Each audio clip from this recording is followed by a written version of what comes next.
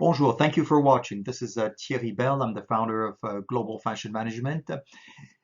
I will be sharing today over 25 years in the business of fashion and retail, having represented the Magic Show, having, I would say, visited, walked all the other trade shows. And therefore, today, Trade Show 101, it's about how to be successful at trade shows, whether in your home country or internationally, and what are those top 5 mistakes that you need to avoid at all costs.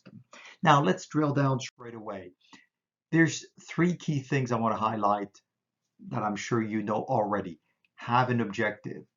So those objectives is about you being clear about the sales lead that needs to be obtained, and make sure that those sales leads are, of course, buyers. Don't forget that buyers could be independent, specialty boutiques on the one hand, and department stores on the other.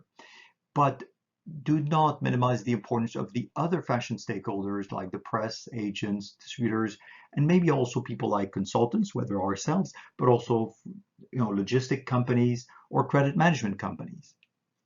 Now, if you were to remember that it's impossible to convert 100% of all the sales lead, how much names do you put in the database to make it to the level of sales you want to reach? Remember that many people buy a database, which is ultimately proving useless. Why? Because they think that buying in a high-end database is going to respond to their brand. The question is, if your brand is high-end but classic, it has nothing to do with high-end contemporary product. So just be careful that you invest your money wisely. You need to build a very strong action plan. So now that you have the strategy, you need to roll out the action plan. And you've got to start at least 4 to 6 months before the show takes place. If not, get expert advice to optimize the work you're going to be doing at the last minute. It will pay up straight away. And it's got to include the task to be delivered prior to the show, during the show, and after the show. And you need to get everybody involved, from top management to, of course, frontline staff. I mean, we've developed a specific program, the International Sales Booster, to help you go through all those necessary steps.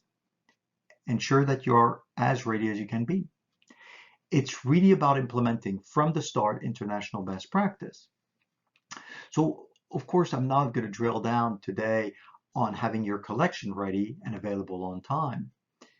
But you also need to remember that apart from your product, this is really only the visible part of the iceberg. There's the invisible part of the iceberg, which is about making sure you've got the right brochure, line sheet, maybe press coverage. And if you're heading to the US as a foreign brand, then the question is, should you go with a price list, which is FOB, free on board, or DDP, deliver duty paid? And once again, over 50% of the young designers and startup companies will fail to use the right Incoterm, therefore not taking any order or very few when heading to the US. You know how much it costs, and you don't want to make those mistakes. Another silly mistake, some designers would go to a trade show with 50 business cards for a 3-day show. You could be giving away easily 50 to 100 cards a day. So now let's drill down on what are those really top 5 mistakes you need to avoid. First of all, it's not just about having goals, having a strategy. It's about setting up measurable goals. So you want numbers. I want 5 buyers. I want 20 leads. I want 2 press people. If you don't get those measurable goals, I can tell you, you will not achieve them. Another big mistake is failing to approach targeted buyers. If they're not targeted, you are wasting your marketing money. You're wasting your time at the show or on the phone prior to the show. And that will be wrong. You need to make sure to be extremely focused. We fail to understand the connection that we need to develop several times before converting a client. I love that Singaporean designer in Paris who told me that the buyer-seller relationship was like courting. And she was right. You cannot expect just out of one phone call or one email to hit the heart of the buyer and get him or her to buy your collection.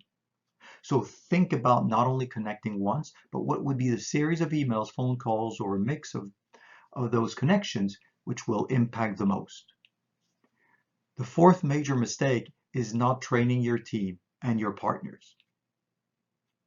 And it's not just about words, it's about having a clear process, having checklists, doing role plays. This is what we do in our International Sales Booster program to make sure that your team and yourself are fully prepared.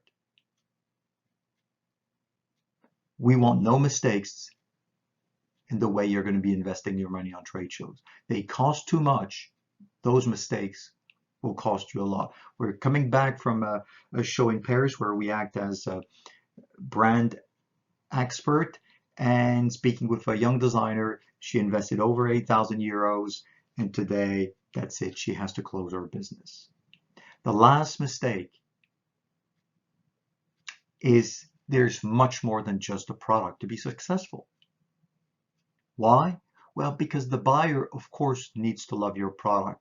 However, the shipping terms, the payment terms, your customer service, your ability to provide returns, swaps, all those will matter. It will make his shopping, buying experience much more interesting, much more successful for growth and profitability in his business.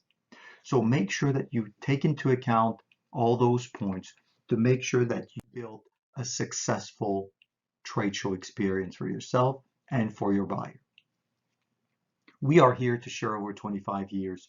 So if you want critical thinking, if you want somebody to help you very practically to set up and grow your trade show business, make sure to connect with us and we'll be happy to help. And today, with our London Fashion Business Academy, we can help you in a cost-effective way through some digital training. Give us a call or attend one of our workshops on trade show optimization. Thank you for watching. Have a good day. Bye-bye.